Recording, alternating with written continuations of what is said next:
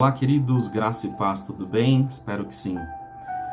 Essa semana que estamos agora na sexta-feira, dia 18 de novembro de 22, nós fizemos uma live, eu e dois amigos, e na live nós recebemos uma pergunta que nos chocou bastante, e essa pergunta me tirou o sono e me fez gravar esse vídeo. Vocês que me acompanham há mais tempo sabem que eu não trago temas muito técnicos, porque eu seria leviano com as pessoas. Por quê? Trazer tema técnico é importante que tenha começo, meio e fim, que tenha uma explicação, que tenha contexto, que tenha conteúdo. E em conteúdos gratuitos aqui, nós não temos tempo e nós não temos estrutura, no meu caso, de passar tudo. Então eu seria muito leviano e traria muita tribulação e pouca edificação. Mas hoje, diferente dos demais vídeos, é um tema técnico que eu vou ser ousado em dividir com vocês. Pode ser que cause algum tipo de polêmica, algum tipo de dor, mas eu achei fundamental por conta da pergunta que nós recebemos juntos ali nessa live que eu comentei com vocês antes. Normalmente eu também nunca peço para que vocês compartilhem os meus vídeos, porque eu acho que quando é bom isso acontece naturalmente, quando as pessoas gostam, isso acontece muito naturalmente, eu não vivo disso daqui. Mas eu acho que esse é importante, que você divida com pessoas que você vê que é necessário, que o Evangelho e o conhecimento estrutural e básico sobre a palavra e sobre conceitos do protestantismo, do não protestantismo, mas do contexto do que é ser cristão, chegue a essas pessoas. Então, se você compartilhar isso, provavelmente vai ser um benefício, não para mim, que eu estou pedindo isso somente nesse vídeo, mas provavelmente um benefício evangelístico para o reino e para libertar algumas pessoas do que é dito hoje como falso evangelho. Você de fato aprendeu errado, ou provavelmente não aprendeu tecnicamente o conceito do que é a igreja. E eu não conseguiria e não vou me aventurar em ampliar conceitos aqui enormes da teologia, mas eu vou me ater em dois conceitos teológicos que são importantíssimos para que depois para que nós compreendamos biblicamente o que quer dizer de fato igreja num sentido bíblico. E eu separei dois dos conceitos principais. Primeiro que igrejas vem do grego e todo o Novo Testamento, ou praticamente todo ele, não 100%, é traduzido do idioma grego. Então, quando nós trazemos alguma tradução de palavra, para algumas pessoas isso pode ser novidade, pode ser, nossa, mas é teoria demais, mas é importante. Porque algumas palavras gregas que foram traduzidas não têm uma tradução direta para a nossa língua portuguesa. Assim como no inglês isso acontece muito, e outros idiomas também, no hebraico isso acontece até mais vezes do que outros idiomas. Exemplo, quando Paulo foi até o terceiro céu, no grego, no grego está escrito eporâneos. O que significa eporâneos? Nós sabemos que tem o mesorâneos. Explicar isso aqui é técnico, causaria uma não edificação para vocês. Mas por isso que quando pessoas teóricas, técnicas, vêm trazer conteúdos de internet, ou conteúdos para vocês bíblicos, vão trazer traduções, vão trazer coisas que não são muito comuns numa leitura fria da palavra. Tá? Então, para entender a igreja, nós precisamos entender o contexto da palavra, o conceito da palavra. E esse conceito da palavra vem do grego ekklesia, que significa basicamente convocados ou chamados para fora. Na minha direita, algumas anotações que eu trouxe para vocês, na minha esquerda, a Bíblia, e eu vou tentar unir esses dois pratinhos aqui para vocês, tá bom? Num contexto teológico, existem dois grandes tipos de igreja. A igreja universal, que não é a universal do reino de Deus, a igreja universal num contexto macro de toda a humanidade. Ou seja, uma pessoa no Japão que aceitou a mensagem da cruz, que crê no Jesus ressurreto, e eu aqui no Brasil, mesmo não conhecendo essa pessoa, se nós compreendemos e cremos na mesma mensagem, eu e ele somos igreja. Fazemos parte da mesma igreja quando nós cremos na mesma mensagem. É o que nós intitulamos dentro da teologia de igreja universal, que é todo aquele sem fronteira, sem parede, sem portas, sem portões e sem janelas, que aceitaram a mesma mensagem. Vou trazer para vocês no livro de Mateus, no Evangelho narrado por Mateus, capítulo 16, e o versículo de número 18. Está escrito desta forma. 16, 18. Vamos lá? Se você tiver uma Bíblia em mãos, acompanha comigo. Pois também eu te digo que tu és Pedro, e sobre esta pedra, Pedro significa em grego Petros, que significa em português pedra. Então há uma confusão no catolicismo romano que é sobre a pedra Pedro que seria edificada. Outro termo extremamente técnico, que não daria tempo para trazer aqui. Compreende que não dá para trazer recortes grandes e técnicos aqui e que eu vou tentar fazer isso de forma responsável? Que tu és Pedro, e sobre esta pedra edificarei a minha igreja, e as portas do inferno não prevalecerão contra ela. Quando ele está falando que tu és Petros, sobre esta, ele está apontando para a pedra angular, que é ele mesmo. E as portas do inferno, e tem muita gente criando polêmicas na internet, e que às vezes dá um pouco de azia. Ai, mas por que Jerusalém Celeste tem muro? Por que o inferno tem porta? Não dá para entrar aqui também. Cuidado com as polêmicas que as pessoas caem para atrair seguidores. Cuidado com esses gatilhozinhos que são ridículos e são irresponsáveis para atrair o olhar. E é simples de se fazer, mas quem faz é irresponsável. Note que quando ele fala sobre esta pedra edificarei a minha igreja, está no singular. Ele não fala sobre as minhas igrejas, ele não fala sobre as igrejas, ele fala sobre uma única igreja.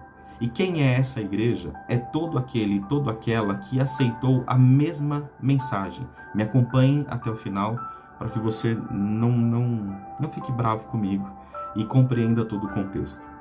Só que de igual modo, existe uma igreja universal que não é a do reino de Deus. Existe também o que nós chamamos na teologia de igreja local. Antes, eu vou ler para vocês também no livro de Efésios, capítulo 5, versículo de número 25, está escrito assim: Vós, maridos, amai as vossas mulheres, como também Cristo amou a igreja, e a si mesmo se entregou por ela. Mais uma vez, ele está dizendo que ele se entregou para uma igreja, no singular. Porque a igreja não é compreendido para os apóstolos, não era visto para os apóstolos, não era para os apóstolos o que para nós é igreja hoje. Nenhum dos apóstolos passou em frente a alguma igreja e disse um para o outro: vamos hoje ir à igreja? Eles nunca fizeram esse tipo de convite. E se você vivesse na mesma época dos apóstolos, se Pedro, Tiago, João aparecesse para você e você dissesse para ele assim: você conhece a igreja tal? Eles ficariam sem entender. Porque o conceito primitivo de igreja não era o mesmo conceito que o nosso. E o conceito correto de igreja, ele foi deturpado, manipulado e corrompido pelas igrejas, principalmente após a institucionalização de um termo que provavelmente não, que era o maior ou um dos maiores segredos da Bíblia, e eu vou mostrar isso dentro dela. Bom, existe o que nós conhecemos também, a igreja local. E para que vocês percebam isso biblicamente, eu convido para que vocês leiam comigo no livro de Atos dos Apóstolos, depois de João, capítulo 13, versículo 1. Está escrito desta forma: E na igreja que estava em Antioquia havia alguns profetas e doutores, a saber, Barnabé e Simão, chamado Níger, e Lúcio, Cirineu, e Manaém, que fora criado com Herodes, o tetrarca, e Saulo. Quando nós lemos isso, nós entendemos que havia uma igreja reunida em um local. Existe a igreja reunida em Antioquia, existe a igreja reunida em Éfeso, não que Éfeso é a igreja. É ao anjo da igreja que está em Filadélfia, é ao anjo da igreja que está. Então, quando nós traduzimos esse igreja ou a igreja local no grego, a melhor tradução seria, e eu vou ler para vocês: quando vos reúne como igreja, não quando vocês se reúnem na igreja. Na tradução interlinear grega, vocês não veriam essa preposição na, mas como igreja. E aí que está o grande segredo. Porque uma instituição, uma cidade vazia de pessoas que não compreenderam a mesma mensagem, não é igreja. Vou dar um exemplo ilustrativo para vocês. Pensa que você está num carro, e nesse carro está toda a sua família, uma família, digamos que com 5 pessoas, um casal e 3 filhos, os filhos grandes, que entendem o que os pais falam do ponto de vista do Evangelho. E você está passando numa cidade que foi devastada, e nessa cidade você encontra uma igreja.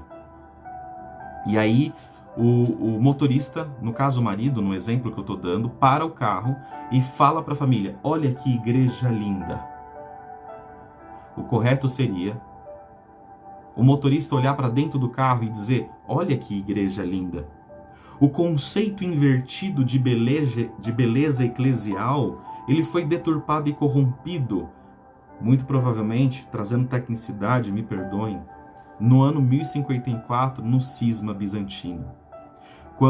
Ou antes disso, quando a igreja do pobre e do simples, quando a reunião era uma reunião simples, e a igreja, por culpa de Constantino, tornou-se a igreja do imperador, colocando as suas reuniões em templos imperiais, tirando a acessibilidade do povo simples, mas colocando do lado de fora a beleza artística dos seus templos, dogmatizando aquilo que era democrático, cauterizando aquilo que era flexível. A igreja local não era a reunião na igreja, mas era a reunião com a igreja. No Primeiro Testamento, ou Velho Testamento, como popularmente é conhecido, você não vai encontrar de forma explícita o termo igreja. Você não vai encontrar, porque não existia. Mas, irmão Bruno, existiam as sinagogas. As sinagogas, ela é uma invenção dos judeus para se reunirem e aprenderem a Torá, para achar a Torá. Eles se reuniam ali para fazer as suas rezas, mas principalmente a instrução e a aprendizagem do livro sagrado. Obviamente que existia, isso é bíblico, você vai encontrar em Deuteronômio 12, não daria tempo para ler, ficaria muito longo, que existia em Jerusalém, a mandado do próprio Deus, um local específico para adoração a Deus, que era o templo, conhecido como o Templo de Salomão, onde lá dentro, atrás do véu, ficava a Arca da Aliança com os objetos sagrados por razões específicas dentro da Arca da Aliança. Havia, no Primeiro Testamento, apenas um lugar no mundo aonde Deus poderia ser adorado, aonde a presença de Deus habitava. Mas existe para a igreja, após o Primeiro Testamento, na entrada do Evangelho, na chegada do nosso Messias, o nosso Salvador, uma tríplice missão da igreja. E eu vou ler para vocês qual é essa tríplice missão. A primeira missão da igreja é a adoração, que do grego significa latreia. O que significa latreia? O que significa adoração? Por que eu canto? Por que eu louvo? Você canta e você louva, e adoração significa reconhecimento de valor. Quando você adora algo, você está reconhecendo o valor daquilo. Quando você adora algo, você está celebrando, reconhecendo todo o valor. Tudo está sendo centralizado na sua adoração. E quais são os elementos da adoração? Alguns deles: louvor, fé, obediência, oração e doação. Nós vamos encontrar no livro de Romanos, e eu vou convidar vocês para irem comigo até o livro de Romanos. O capítulo é o 11 e o versículo 36, onde vai amarrar esse primeiro conceito do latreia, que é o conceito da oração. Romanos, capítulo 11, versículo 36, está escrito assim: porque dele, e por ele, e para ele, são todas as coisas. Glória, pois a ele, eternamente. Amém. Em outra parte está escrito, salvo engano, aqui está anotado, mas eu não tenho certeza se anotei corretamente, em Efésios, que os seus adoradores os adorariam em espírito e em verdade. Em espírito e em verdade. Igreja, ela tem uma missão. Adoração é a primeira que nós estamos vendo, que do grego significa latreia, que a tradução correta seria reconhecimento de valor. Toda a igreja, esteja ela sozinha nesse quarto, ou aí do outro lado da telinha olhando para mim agora, ou no Japão, ou na Austrália, ou na Oceania, ou em Portugal, ou na Itália, ou na Suíça, se você está aí agora, você pode adorar. E você estará cumprindo a tríplice, ou uma das tríplices, das pontas da tríplice missão da igreja. A segunda missão da igreja, dessa tríplice, é a evangelização. Essa eu não preciso ir muito longe, porque é o ID. E provavelmente essa é a que não é feita na maioria das instituições. Então eu comentei com vocês que dentro da tríplice missão nós temos o louvor, em segundo nós temos a evangelização, e nós temos agora a edificação. Para isso, nós vamos ler aqui capítulo 4 do livro de Efésios. E eu convido vocês para lerem comigo o capítulo 4 de Efésios, versículo, para vocês que são mais rápidos do que eu já vou falar para a gente encontrar mais juntos, tá? Versículo 11. Vamos lá? E ele mesmo deu uns para apóstolos, e outro para profetas, e outros para evangelistas, e outro para pastores e doutores, querendo o aperfeiçoamento dos santos para a obra do ministério, para a edificação do corpo de Cristo. O corpo de Cristo, mais conhecido como igreja. Então nós temos o louvor, que é latreia.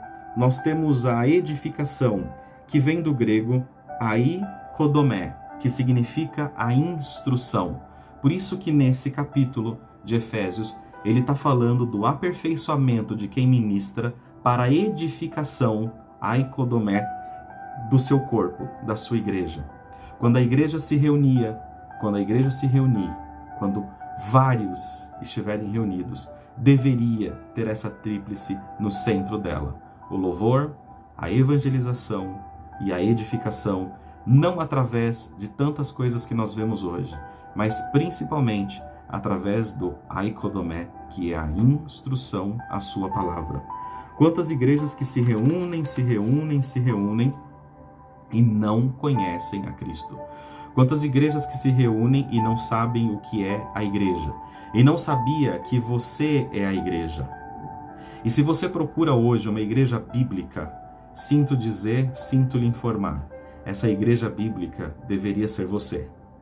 Você é a igreja bíblica que você espera, através da leitura, através do compromisso do estudo, através da aplicação, acompanhado de muita oração. Existia esse templo específico de adoração em Jerusalém. Existia um local específico de adoração que era o templo. Só que este templo teve o seu véu rasgado, representando o próprio corpo de Cristo. E quando esse véu foi rasgado, a Bíblia nos diz convictamente, e em vários pontos, que foi dado o acesso a Deus através de Jesus Cristo, e todo aquele que se achegar em Jesus Cristo se aproximará do Pai. E todos que crerem nessa mesma mensagem, cada partícula que crer nessa mensagem forma o corpo. E o mais interessante, que o corpo pode ter os dedos da mão iguais, mas os dedos das mãos não são iguais aos dedos do pé, porque a igreja não é uniformidade, igreja é unidade. Às vezes, nós reconhecemos alguém de uma igreja pelo tamanho do cabelo, pelo tamanho da saia, pela guarda do sábado, pela roupa que veste. E aí a gente estereotipou as pessoas. Essa pessoa reflete Deus. Essa pessoa mostra que é de tal igreja. Ela mostra que ela é de tal igreja, ou ela está estereotipada pelos seus olhos e pela sua compreensão dogmática e pela sua compreensão de usos e costumes. Jesus, ele não revela o seu caráter somente por roupas. Tem muita gente que segue toda a liturgia, todos os dogmas, todos os costumes, não tem nenhum tipo de vaidade, mas esconde debaixo das suas longas saias e dos seus belos paletós os frutos da carne. E tem gente com os cabelos cortados, cheios de vaidade, que revela o fruto do Espírito. Só que a recíproca também é verdadeira. Existem saias longas e ternos bonitos, que também revelam o caráter de Cristo. Porque o caráter de Cristo, ele não é mostrado através da uniformidade, mas através da unidade. A unidade do crer. O corpo é totalmente diferente. Para que ele consiga ter equilíbrio, para que ele consiga ter potência. As pessoas não são iguais, mas as pessoas acreditam na mesma coisa, na mesma mensagem. Essas pessoas que formam o corpo de Cristo, cada partícula que forma o corpo de Cristo, revela o caráter de Cristo através do fruto do Espírito Santo. E isso, pouquíssimo lido, pouquíssimo pregado, está no capítulo 5 de Gálatas, e eu repeti isso na live, e eu repetirei isso quantas vezes forem necessários. Quantas vezes for necessário. Igreja não é uniformidade, igreja é unidade. Ah, mas irmão Bruno, lá no capítulo 2 de Hebreus, está escrito que a igreja tinha que estar reunida, para ser igreja. Queridos, tem uma questão de conceito fundamental. Nessa passagem de Hebreus, a igreja não tinha nas mãos os evangelhos escritos, a igreja não tinha na mão o conhecimento pleno das cartas paulinas. Hoje, nós temos acesso a tudo que eles não tinham acesso, e eles precisavam dividir entre eles. Eles precisavam dividir entre eles o que eles sabiam, o que eles tinham aprendido, os conceitos que eles tinham ouvido de Jesus, ou que eles tinham ouvido de alguém que ouviu de Jesus e repassava. Hoje, a palavra viva está na nossa mão, e para que nós possamos adorá-lo em espírito e em verdade, nós precisamos conhecer. A igreja, ela não foi formada no Velho Testamento. A igreja foi formada em 2 de Atos dos Apóstolos. E a igreja foi formada rompendo culturas e barreiras. Ah, quão bom e quão suave é que os irmãos vivem em união. Não há necessidade e possibilidade de recortar esse verso por uma razão. Eu não consigo enxergar outras instituições como irmãos. Mas quando Jesus vê sua igreja, ele vê a igreja, ele não vê as igrejas. Todo aquele e toda aquela que aceitou e compreendeu a mesma mensagem, glória a Deus por isso, é considerado igreja de Cristo, com ou sem vaidade, com ou sem pecado, claro, com a tentativa de abandonar o pecado e as suas raízes. Você é a igreja. O templo, os tijolos, os bancos não são e nunca serão igreja. As pessoas fotografam, as pessoas idolatram os templos, as pessoas idolatram os louvores, os seus artistas, os seus músicos, as suas orquestras, as celebridades que se convertem. Está totalmente invertido. As pessoas não adoram o Espírito em verdade. As pessoas fotografam os seus templos. E quando as portas da instituição fechou, muitos diziam, as igrejas estão fechando. Pelo contrário, as igrejas estavam abertas. Jesus, ele dizia, vai até a casa daquele rapaz, o irmão Anderson comentou isso na live, vai até a casa daquele rapaz e quando vocês estiverem reunidos lá, façam a ceia. Eu vou ler para vocês, queridos. 1 Coríntios, capítulo 1, versículo 11. É a passagem da Santa Ceia, célebre passagem da Santa Ceia, que diz o seguinte... Perdão, essa não é da Santa Ceia. 26, 1 Coríntios 26, capítulo 1, versículo 26. Porque todas as vezes que comerdes este pão e beberdes este cálice, anunciais a morte do Senhor até que venha. Todas as vezes que comerdes esse pão e esse cálice, independente do local que você esteja, institucionalizaram tudo, inclusive o momento da união de irmãos e irmãs, para celebrarmos e celebrar a morte e ressurreição de Jesus Cristo. Bruno, você é contra as instituições? Imagina! É importantíssimo que nós estejamos reunidos em comunhão, adorando em uma só voz.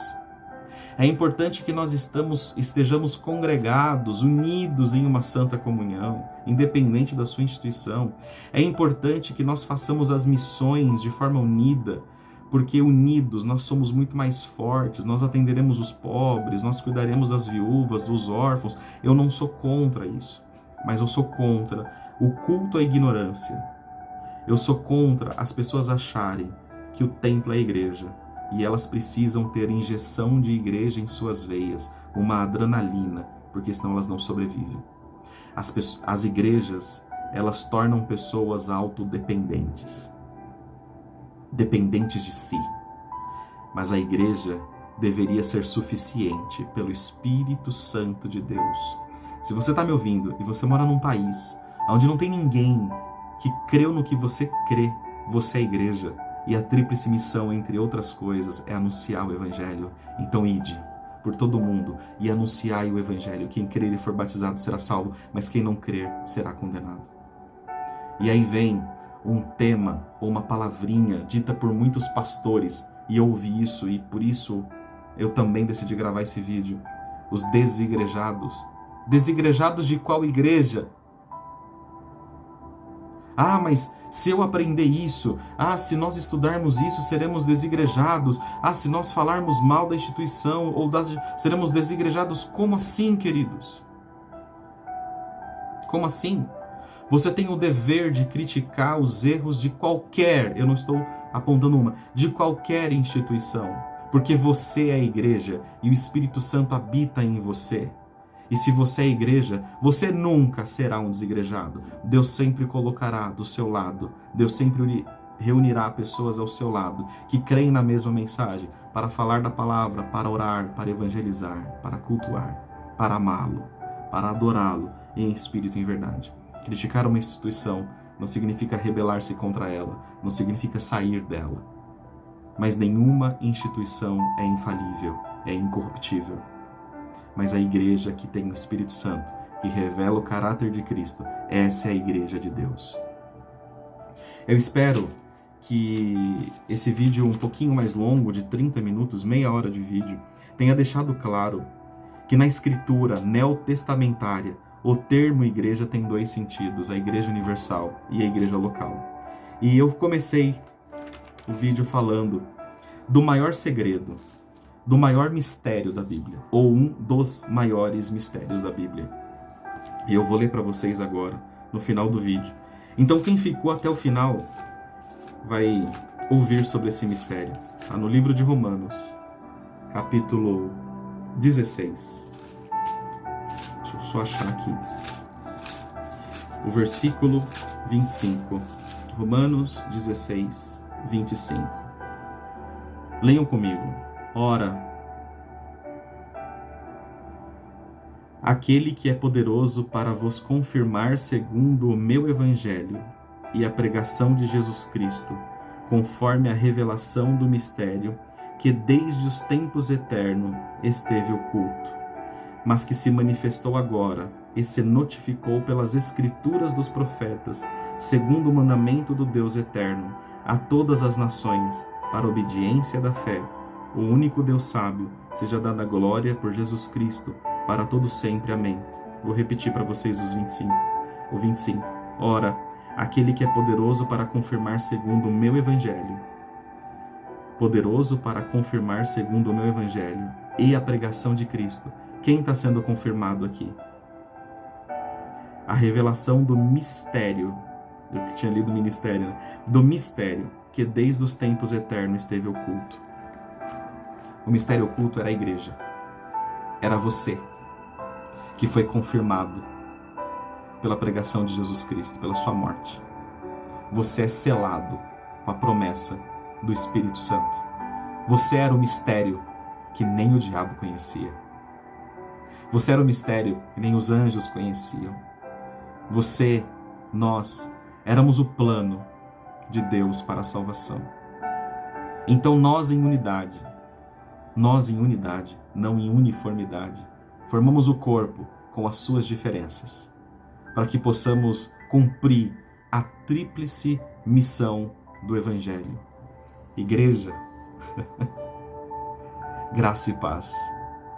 Eu espero que essa mensagem toque muitas pessoas e que eu sei, mesmo que recebendo críticas aqui, mesmo você que é contra o estudo bíblico, mesmo que você que seja contra a teologia ou qualquer união de estudo, mesmo que você esteja enraizado tanto na sua instituição que é difícil ver Deus fora da sua janelinha, eu espero que você compreenda que você é a igreja e que os templos sem você não é igreja. #pensar. Até o próximo vídeo.